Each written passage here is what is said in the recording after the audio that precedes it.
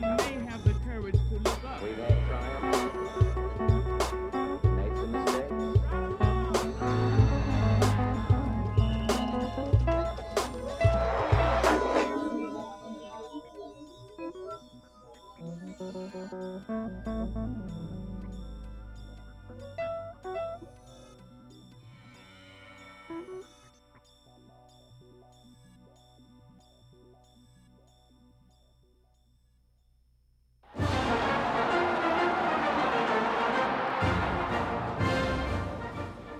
I am deeply humbled by your faith in me, and so help me God, I will not let you down.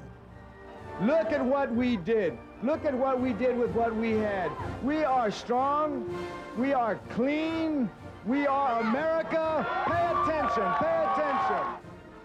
Tonight, I'm going to go to Washington to represent Republicans and Democrats and Montana.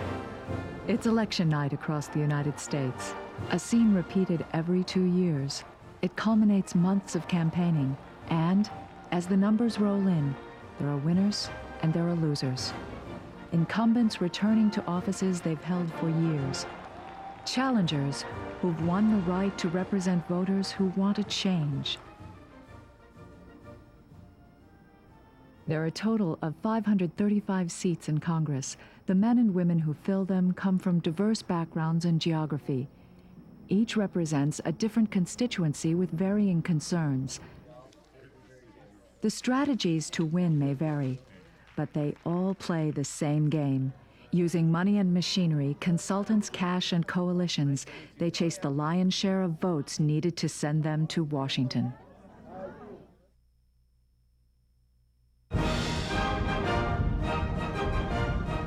This is Montana, big sky country. Mountains and mining, plains and plateaus, cattle and cowboys.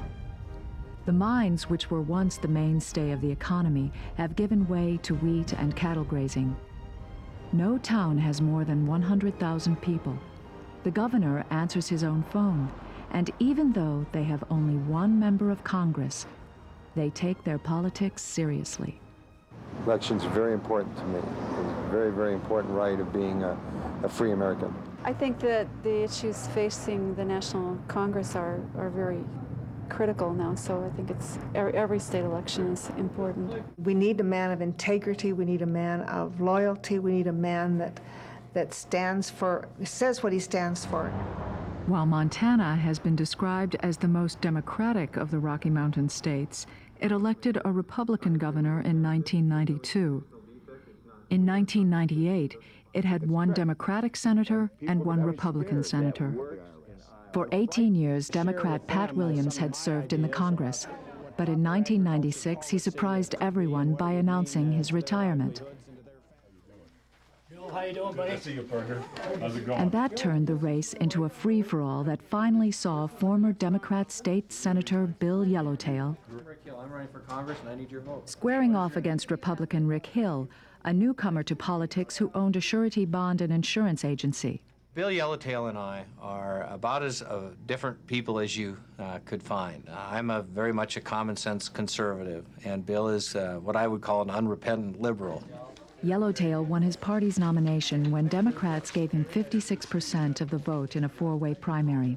The foundation of my support in the political landscape here in Montana is working families that support our small communities, farm families, ranch families, small business families, and working families of every sort. Yellowtail's experience in the state Senate meant he was fairly well known by some voters. It provided him a political plus and posed a problem for Rick Hill, who was a virtual unknown. I think most of you know that there is a substantial difference between Mr. Yellowtail and I with regard to where we stand on the future. I knew that I would be trailing in name identification. I knew that I would be trailing in terms of public image. Rick Hill for Congress. Anyone who wants to win a congressional election must have a well-organized campaign staff directed by a politically astute campaign manager. Rick Hill for Congress is Charmaine. The race begins with a strategy. The campaign strategy is really twofold. One, we want to capture the Republican base, and two, we want to win the swing voters. Now, our Republican base in Montana consists primarily of small businessmen, of employees, of conservative economics. We also have folks who are dealing with property rights, with natural resources, Second Amendment groups, and social and religious conservatives. The swing voters, on the other hand, consist primarily of the Democrats of the agricultural community and independent women, older Montanans, conservative and right-to-life Democrats, and educators and teachers. My strategy has been simply to get out and talk to people, tell them what I stand for, what I believe, what I've accomplished in my life, how I would take that to Washington. We've got to reform our entitlement program. We have to balance this budget. We've got to get taxes to a reasonable level. What my priorities would be in Washington, dealing with the natural resource issues, small business issues, those sorts of things, and just let people make a decision. 27 miles to Whitehall, so that we've given him half an hour. He could be in Whitehall from 4 to 4:30. A lot of folks live in small towns, and so we've made an effort to be in every one of those small towns at least 2 or 3 times, in many instances more than that. I've put more than 40,000 miles on my car driving and crisscrossing Montana. Our basic philosophy has been is once people meet Bill Yellowtail, they're going to vote for him. So from the day he began running till now, we've just done a lot of high visibility, many communities. This map behind me marks out exactly where he is and where he needs to go. And that's basically what we do and when we're in a town, we do a lot of media there. Dirty politics isn't new, but we can end the mudslinging. I pledged to run a positive campaign right from the beginning. Media, especially television, is the key to getting the message to as many voters as possible. It's essential to cover a district which spans more than 147,000 square miles. Let's end the negative campaigning and get back to real issues that matter to Montanans.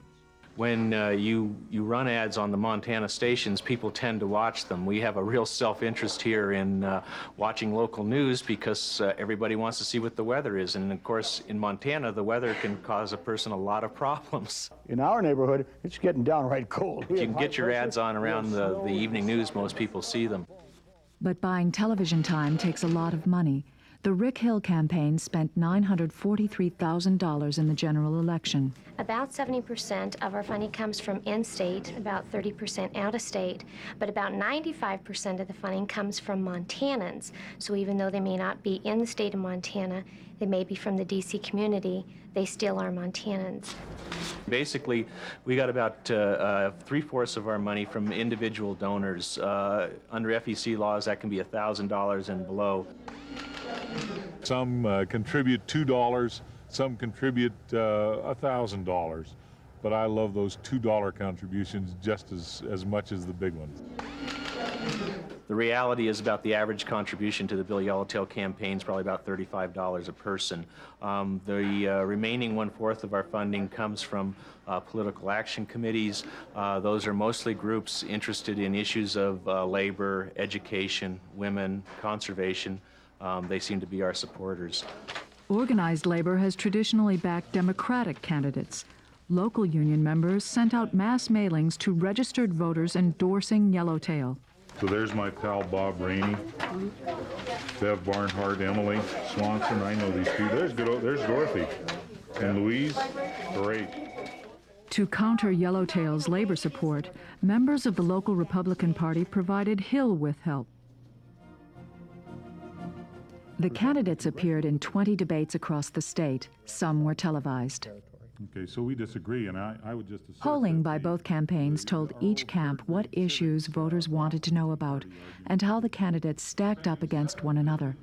Yellowtail consistently led Hill in July, August, and September, but his lead had narrowed. And then it was Election Day and time for the final poll, the only one that really matters. But tonight, I'm going to go to Washington to represent Republicans and Democrats and Montana.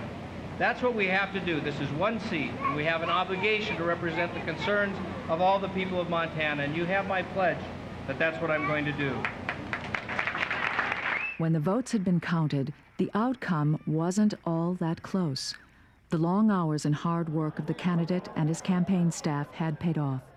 Republican Rick Hill had defeated Bill Yellowtail 52 to 43% with nearly 212,000 popular votes. The following January, Rick Hill, Montana's only member of Congress, came to Washington to begin his freshman term in the House of Representatives. Commercial interest. The committee print before us today represents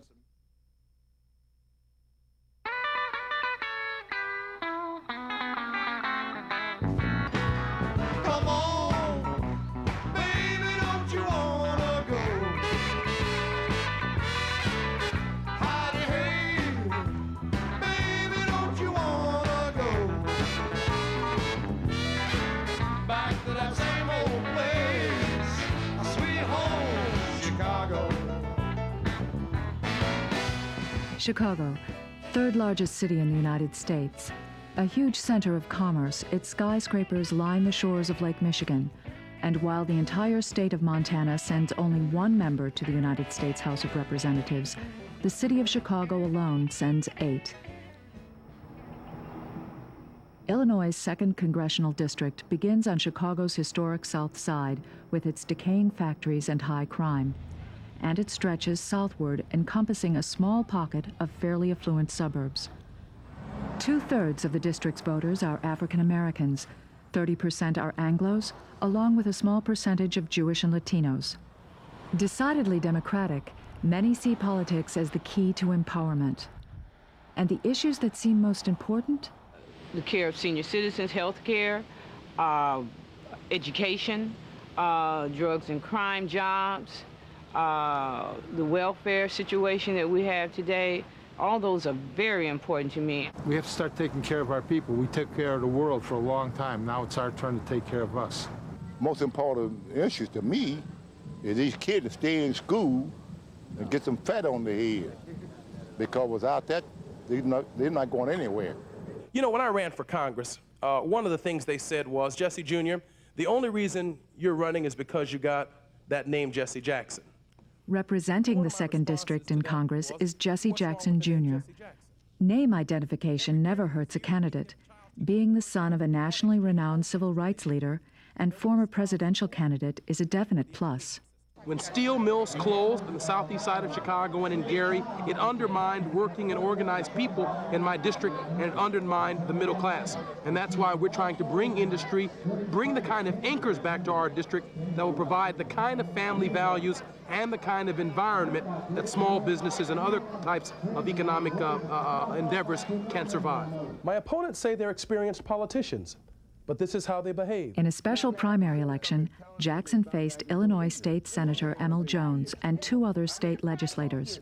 And Jackson did not have the support of Labor or traditional Democratic Party supporters. Instead of talking about the issues, they're talking about each other.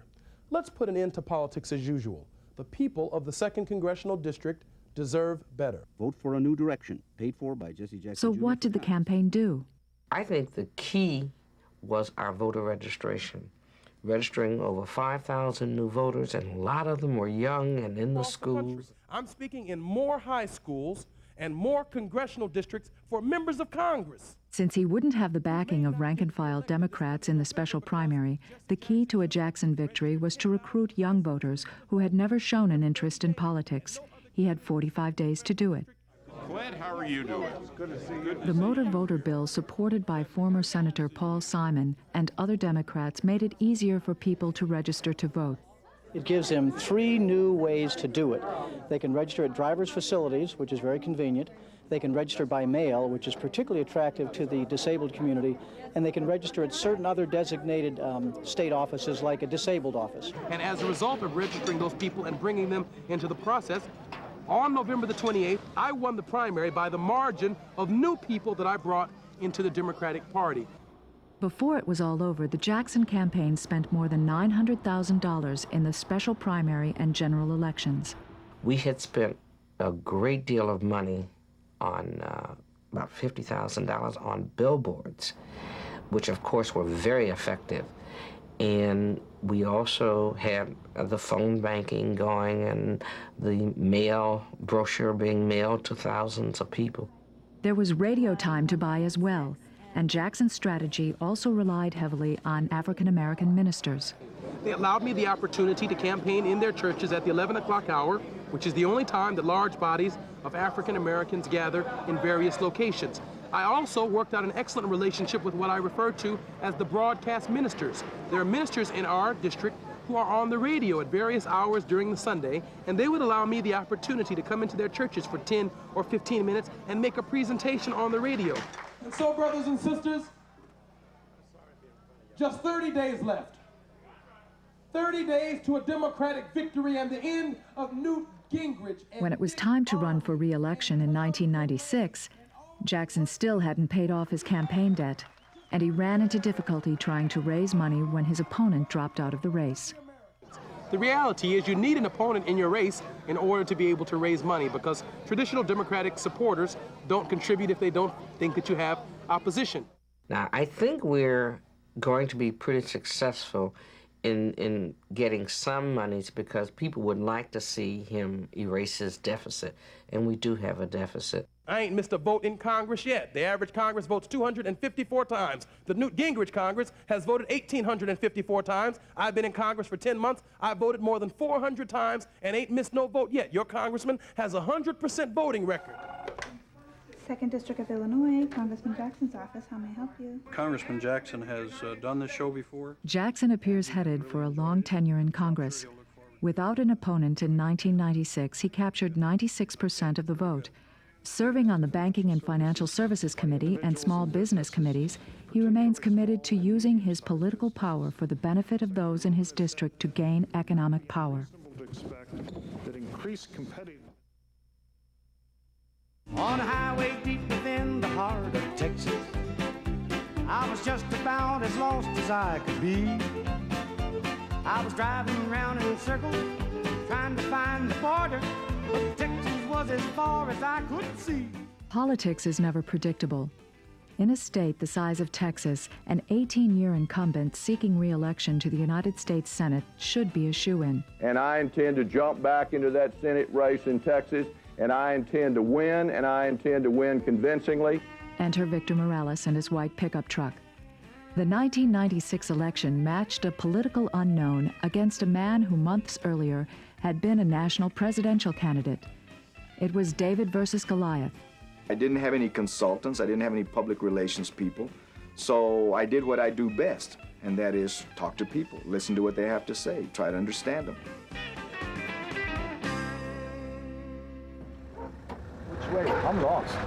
Morales drove around the state in a dented white pickup truck. He had no money, no machine, unless you consider his telephone answering machine. His campaign staff was his wife. Answer the phones, and then mail all the packets and the bumper stickers. When high school civics teacher Victor Morales defeated 2 Democratic congressmen in their primary, it brought national attention. I hope that now we'll be able to join with Mr. Bryant and his folks to take on the one that we all want, Phil Gramm. Morales realized his one-man band needed some help. The truck was replaced with a Lear, and he added a campaign manager. Still, Victor Morales wasn't too keen on political handlers. One of the first things that Victor said to me was that he was not going to have people from Washington coming down and telling him what to say, and he never did. The reality is I never had a strategy other than going to meet people.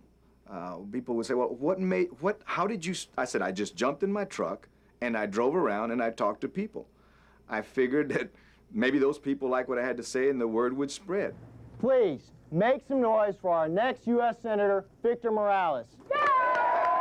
Well, I think Graham took Morales very seriously because the fact that Morales did knock off 2 incumbent members of Congress in the Democratic primary and was a different kind of candidate, somebody that Graham was not really prepared to run against. Graham, I think, would have felt much more comfortable running against a Democratic office holder instead of a school teacher.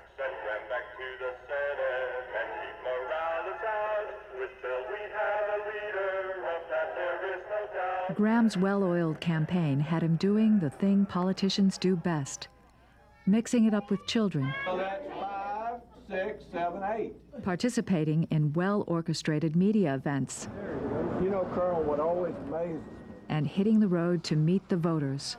How are you, Mr. Mayor? Thank you. But pretty much Graham was saying, look, I've been in Washington, I've been a conservative champion for you, I've represented the state's interest well, I've earned your support, and I'm the candidate more in tune with Texas. Graham's line was that Texas is a conservative state, you need to send a conservative senator, and I'm the guy for that. In March, polls showed Graham with a commanding lead, but 3 months later, the gap was narrowing. It was time to get serious. And I think when people understand that Victor Morales supports single-sex marriages, active open gays in the military, and that his views on everything from the budget to taxes to prayer in the schools are different than most Hispanics that live in Texas, and my views are the same, I think they're going to find that values count more than your ethnic background. Wait a minute, let me get this straight. Phil Graham's going to lecture me on morals? Phil Graham, that Graham standard, the one that people across the state have told me they can't stand, how he lies to them, how he takes credit for things he hasn't done. The gloves had come off, and Graham brought the campaign to television, which could reach more folks in 30 seconds than the white pickup truck could for the duration of the campaign. He said he opposes the balanced budget amendment, that it was not necessary. Of course, if you can attack an opponent and that opponent does not respond, at some point, even if it's not true, the voters are going to start believing it. While Morales supporters passed the little red gas can to fuel their campaign, it was nothing compared to Graham's $14 million spending spree. Victor did not take PAC contributions. Senator Graham did, obviously.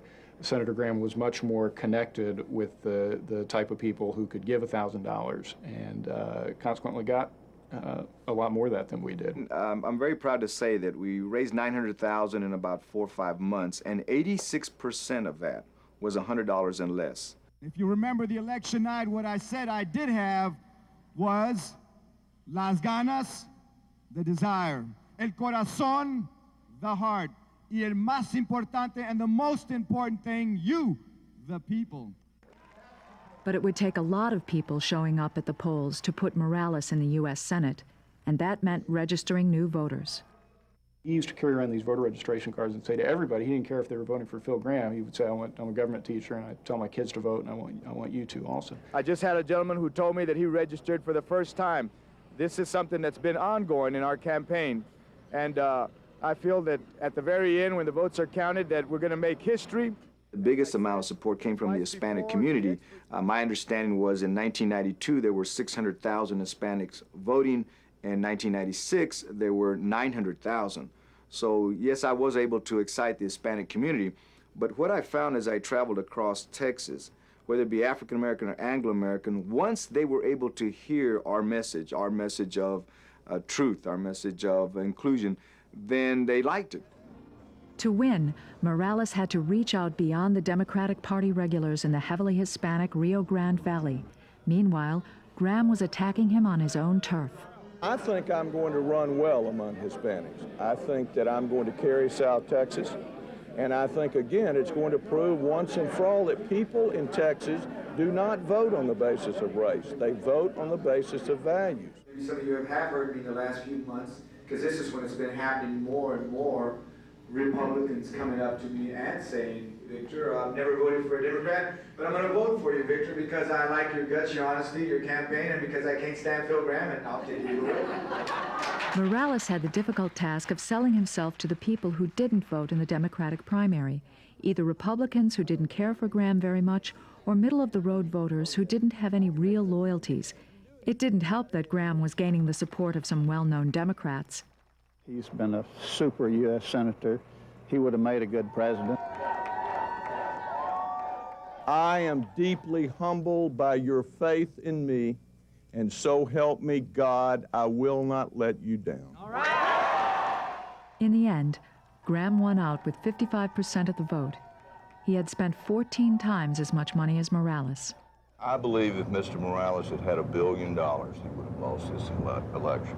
Because his views simply aren't the views of the people who do the work and pay the taxes and pull the wagon in Texas. Folks, pay attention, okay? Pay attention to us. Look at what we did. Look at what we did with what we had. We are strong. We are clean. We are America. Pay attention. Pay attention. For Morales, it was time to park his wagon for a while. But he intends to take another stab at politics with his sights set next time on a congressional seat. And does he regret his time on the campaign trail? Some people have asked me, Victor, was it worth it? Was it worth leaving your teaching job for over a year, losing $40,000, spending the savings that you and your wife had worked for 13 years to gather, leaving your family for the first time in your life, day after day, receiving criticisms and lies about you? Was all that worth it? I said, yes. Yes, because no matter how down I would get, and I know it's happened to people who run across the spectrum, there was always someone who was so proud, someone who was happy that I was running, someone who said that I gave them hope again, that said this was the right thing to do.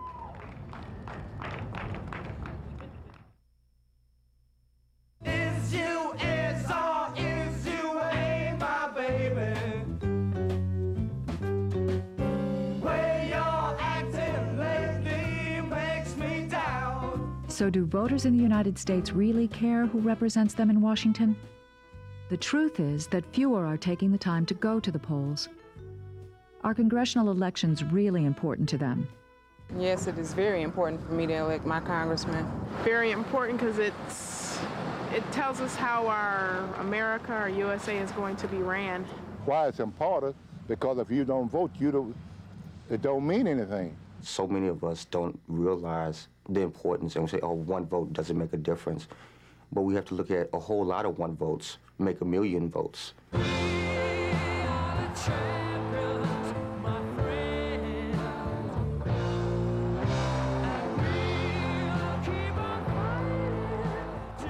Getting elected to Congress has been refined to a science.